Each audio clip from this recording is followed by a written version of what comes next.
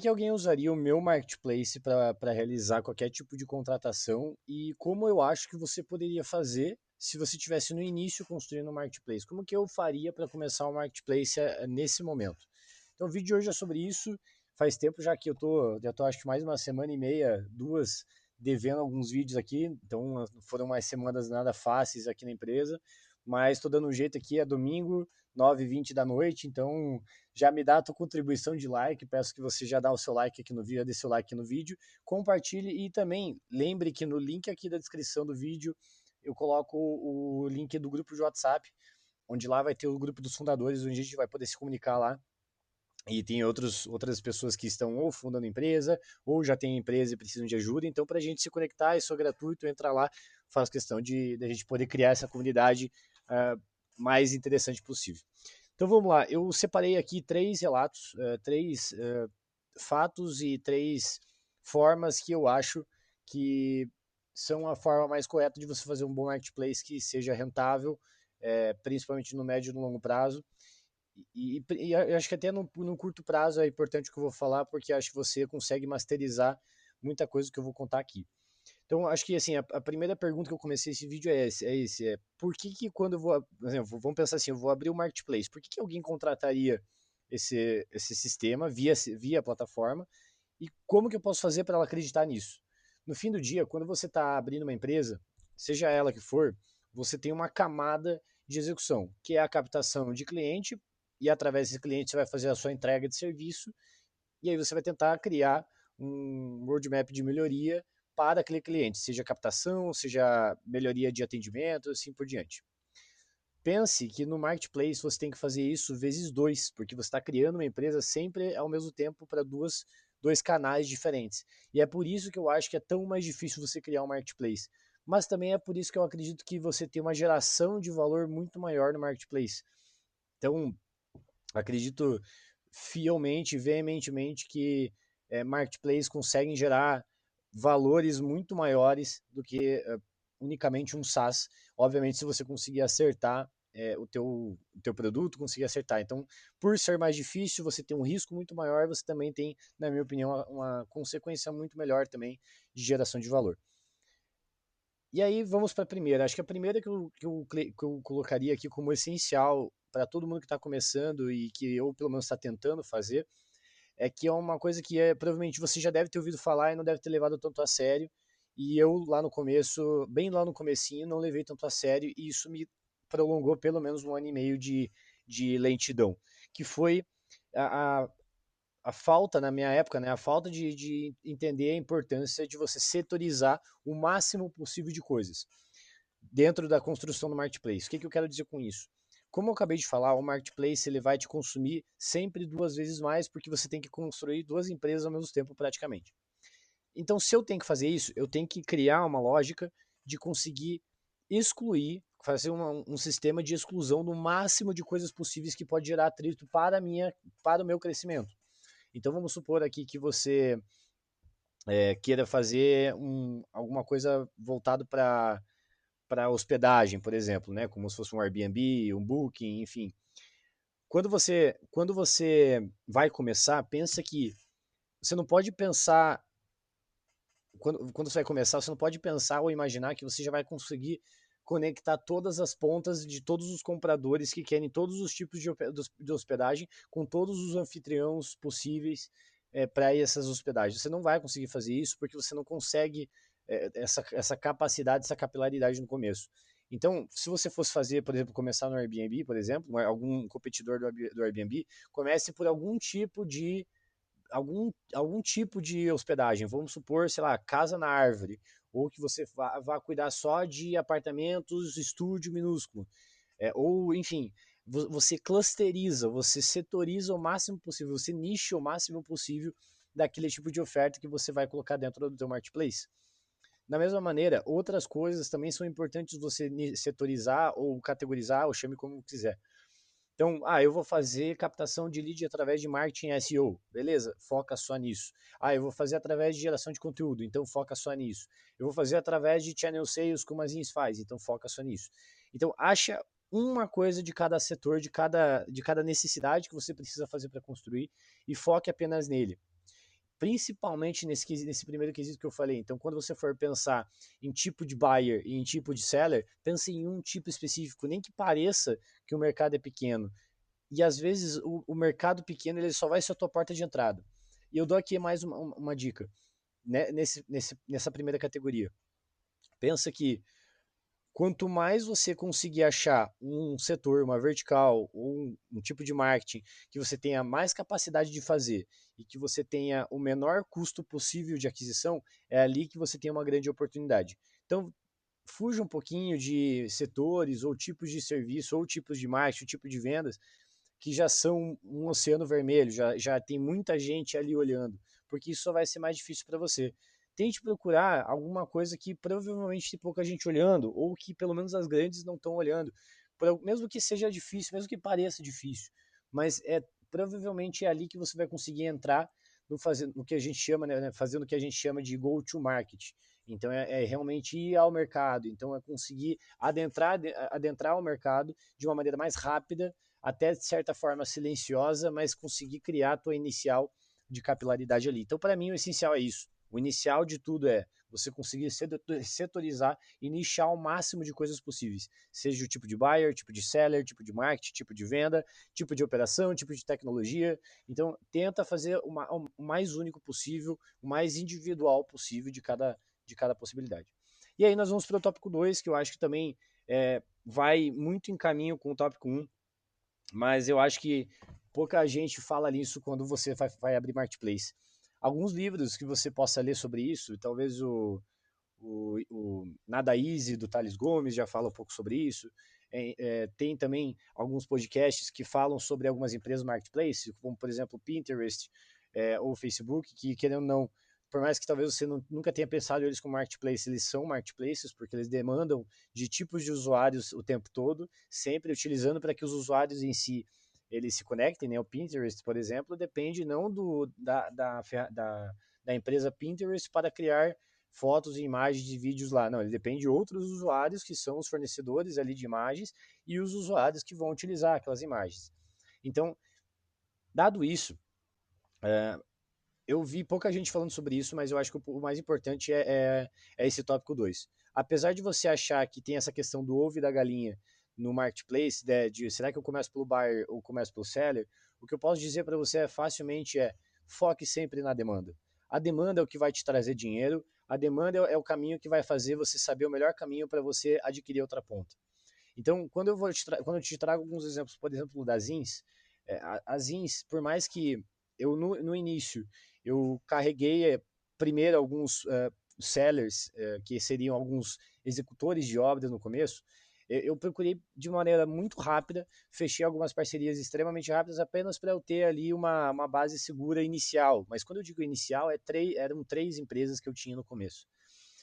Mas a partir do momento que eu comecei a entender que eu precisava muito mais focar na demanda, ou seja, em novos buyers para trazer essa oferta, para trazer, na verdade, essa demanda, porque daí achar a oferta você pode realmente conseguir de forma mais fácil. No fim do dia, o seller ele vai querer mais demanda. Então, para isso, você só vai conseguir agregar mais valor para ele se você realmente tiver uma demanda de verdade. Inclusive, provoca que você até fazer aquilo que a gente chama na literatura de fake it until you make it, ou seja, faça algo fake, nem que seja no começo, mas que obviamente você vai entregar depois. É meio que minta até que você conte a verdade. Tudo isso não porque você quer enganar o teu usuário, o teu cliente, não tem nada a ver com isso. É que você precisa focar em algum momento. Então, no momento que você consegue trazer uma demanda, você vai dar um jeito de conseguir um executor, um seller, um fornecedor.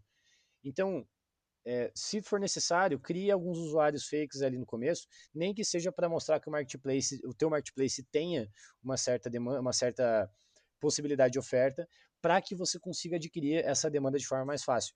Mas, obviamente, depois que você conseguir essas demandas e conseguir ir atrás de possíveis clientes e buyers que estejam dispostos a pagar pelo teu produto, via teu produto, obviamente, aí você vai ter a segunda missão, que é entregar esse valor. E aqui eu provoco um outro ponto. Quando a gente estava lá em 2021, eu vou te trago um exemplo sobre isso, a gente estava em duas camadas. Eu era o vendedor, então eu buscava as demandas.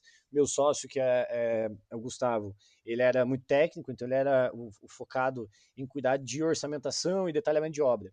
Que eu fazia? A gente buscava essas demandas no mercado, eu vendia literalmente, e só depois de eu conseguir vender, a gente ia atrás dos construtores. Era uma loucura, eu não recomendo isso para ninguém, mas foi necessário para eu ter um aprendizado de como que eu acho um prestador, como que ele se interessa pela demanda, onde que eu encontro eles. E, sinceramente, esse caos sempre fez bem para a gente, apesar de não psicologicamente, mas para a empresa, assim, à medida que a gente foi testando e testando e testando cada vez mais obras, por mais que as obras, às vezes, na maior parte das vezes, davam muito problema, por mais que isso acontecesse, a cada ciclo eu estava renovando e melhorando o meu atendimento, tá? A cada ciclo eu estava aprendendo coisas novas. A gente nunca quer. A gente nunca quer ter um problema, a gente nunca quer ter uma crise, mas infelizmente são elas que fazem a gente melhorar o tempo todo.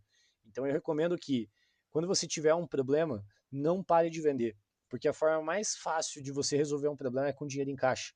Então não pare de vender, nunca. Por mais que você esteja tendo muito problema aí na empresa. Então sempre foque em trazer mais demanda, beleza? E aí nós vamos para o terceiro tópico e último tópico, que eu acho que resume bem um começo essencial, acho que resumiria bem o que eu faria para começar isso hoje, o marketplace hoje. É, a partir do momento que você nichou e setorizou tudo que eu falei no começo, você começou a focar em demanda e está conseguindo trazer uma certa demanda, ajuste agora o máximo possível que você conseguir de todas essas camadas, todos esses, vamos chamar entre aspas, departamentos que você tem, para tornar o teu NPS, a tua entrega, o melhor possível. Pode parecer meio besta, assim, meio até um pouco óbvio ou até um pouco lógico demais, mas às vezes isso precisa ser dito. O ponto é, não, vamos imaginar que você pegou o meu exemplo como fazer um Airbnb só de casa na árvore, ou um Airbnb, enfim, só de um nicho muito específico de hospedagem. Não pense em ir para uma próxima camada, uma próxima categoria, um próximo tipo de hospedagem, um próximo tipo de anfitrião, até que você realmente tenha acertado esse tipo. Porque se você só quiser ir para uma outra, você só vai fazer as duas mal feitas.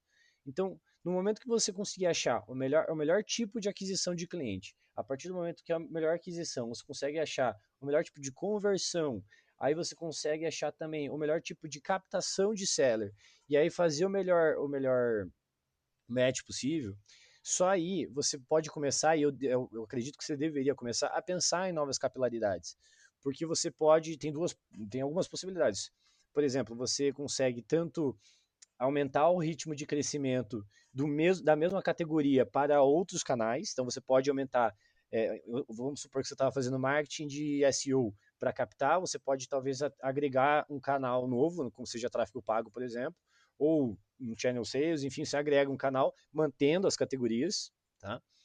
Ou você mantém o canal, mas você pode aumentar a categoria, ou você pode aumentar o tipo de seller, né? Então, aqui pensa, só nessa brincadeira eu já falei alguns tipos. Então, se você faz ali uma combinação matemática, se você tenta fazer isso todos ao mesmo tempo, o destino, a ruína, ele é gigantesco, porque você vai literalmente tentar fazer muita coisa ao mesmo tempo. E é aqui geralmente que vai mostrar o quão empreendedor você é. Porque dizer não para as coisas difíceis é muito fácil. Agora, dizer não para coisas muito boas é aí que você aprende. Quando começa a aparecer oportunidades o tempo todo de crescer ou de tentar melhorar a tua empresa, é ali geralmente que as coisas começam a cair em ruína, porque você começa a aceitar e entender que existe mil oportunidades para você fazer ali na tua empresa, só que você começa a querer fazer tudo ao mesmo tempo, e é aí que você começa a, a, a entrar ali num burnout corporativo, que vai levar você para falência rápido, rápido.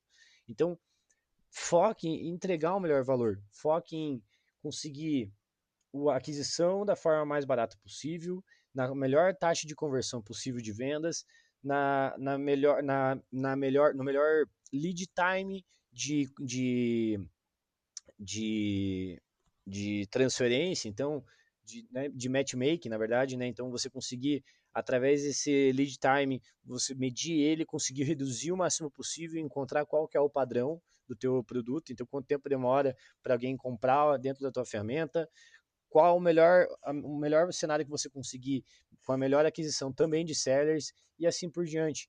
E aí, no momento também da entrega, acho que o mais importante, e a gente acaba esquecendo de falar, mas é a entrega do serviço em si. Hoje em dia, cara, Marketplace, ele não serve mais para nada se você for apenas uma página amarela, né, que a gente chama de página amarela, que é, por exemplo, aqueles sistemas de encontrar um telefone qualquer. Hoje em dia, com a internet, cara, você já tem Google, já tem TikTok, já tem Instagram, você não precisa mais de uma ferramenta paga para você encontrar prestadores de serviços, sellers, fornecedores específicos. Então, por que que hoje, principalmente no Brasil, as pessoas ainda utilizam o Marketplace? Pelo simples fato da confiança, pelo simples fato do crivo, da homologação. É isso que torna o Marketplace um sistema que, na minha opinião, ele é muito perene, porque as pessoas, assim, quanto mais tecnologia existe no mercado, mais elas querem saber para quem confiar. Ainda mais agora na era da inteligência artificial, que você tem vídeos fake, que você tem deepfake, enfim. O que as pessoas querem elas querem segurança, elas querem saber em quem acreditar. Tanto é que a gente vai começar a entrar numa onda, né, que na minha opinião, no passado, quando praticamente não tinha, né, quando não tinha rede social, a gente basicamente acreditava no que a grande imprensa falava. Quando as redes sociais entraram no nosso mundo, no nosso meio, você teve uma quebra da confiança na grande imprensa, porque você viu que a imprensa ela fala determinada notícia da forma que ela queria, mas agora com a rede social você tem outros paradigmas, paradigmas não, mas você tem outras vozes falando e inclusive quebrando até as narrativas da imprensa. E aí você traz uma oportunidade gigantesca para as pessoas verem e terem mais capilaridade de informação. Só que agora a gente, na minha opinião, a gente pode entrar agora numa outra onda, que é voltar um pouquinho no que era a imprensa do passado, mas voltar a focar em quem realmente você deve acreditar. Então é uma onda, na minha opinião, que você descentralizou muita informação, então muita gente pode falar, como eu aqui estou criando um vídeo para você, só que agora você quer saber em quem acreditar. Então você vai começar a ver uma onda agora de selificação, né? Então, pode ver que o WhatsApp agora está forçando muitas empresas como a nossa, por exemplo, a comprar o selo de dizer que você é uma empresa, etc. Você tem o selo do Instagram, você tem o selo do TikTok. Então, essa onda da selificação, da selificação, né? Você tem aí a necessidade de saber em quem confiar. E voltando aqui para minha para o tema aqui do assunto, né, do tema do vídeo, marketplace é isso. Então, pô, como que eu vou comprar, sei lá, um Kindle é, que seja de um fornecedor de um site específico? Pô, um cara que pode, sei lá, de Fortaleza, que abriu um site e tal, ninguém conhece ele, e ele vende um Kindle. Pode ser que o Kindle dele seja de boa referência, mas tu concorda comigo que, pô, eu me sinto muito mais seguro de eu contratar via... Eita, será que eu apaguei? Não. Aí. Eu me sinto muito mais seguro de contratar via Mercado Livre, porque você sabe lá que você tem pontuação, se acontecer alguma coisa de um tipo de golpe, você pode pegar seu dinheiro de volta e assim sucessivamente. A mesma coisa da hospedagem. Esses dias eu me peguei com uns amigos, a gente organizando uma viagem e existia a possibilidade de a gente conversar diretamente lá com o lugar da hospedagem em si, para a gente pegar diretamente com eles, tentar pegar mais barato, etc. Só que eles iam pedir o dinheiro antecipado, naturalmente, né? Porque eles também querem confiar no consumidor. Precisam confiar no consumidor. Então tem essa quebra de confiança. Eu acho que tem isso muito no Brasil também. Não sei como é que é nos outros países, mas eu sinto que no Brasil isso tem muito, né? Essa falta de confiança. E aí a gente poderia entrar aqui numa, numa seara de política e tal, mas não é o meu ponto aqui. Mas o fato é, a gente sente muita falta de confiança no Brasil. E aí, por conta disso, voltando nesse exemplo que eu dei, quando a gente está pensando, eu estava pensando em ir para uma hospedagem, a gente tinha essa possibilidade de fazer o que a gente chama de bypass. Mas não, a gente preferiu contratar via plataforma, porque no final do dia, se tudo acontecer errado, se alguma coisa acontecer, o dinheiro só vai aquela residência, aquele local que a gente está pegando, realmente só depois de eu ter realizado o serviço, e é isso que torna mais seguro para mim a ferramenta. Então é isso, acho que no final acabei me estendendo um pouquinho mais, espero que vocês tenham gostado, já se inscreve aqui no canal, dá o seu like e o link aqui nos comentários para você entrar no grupo dos fundadores, já te espero lá, até mais, até o próximo vídeo.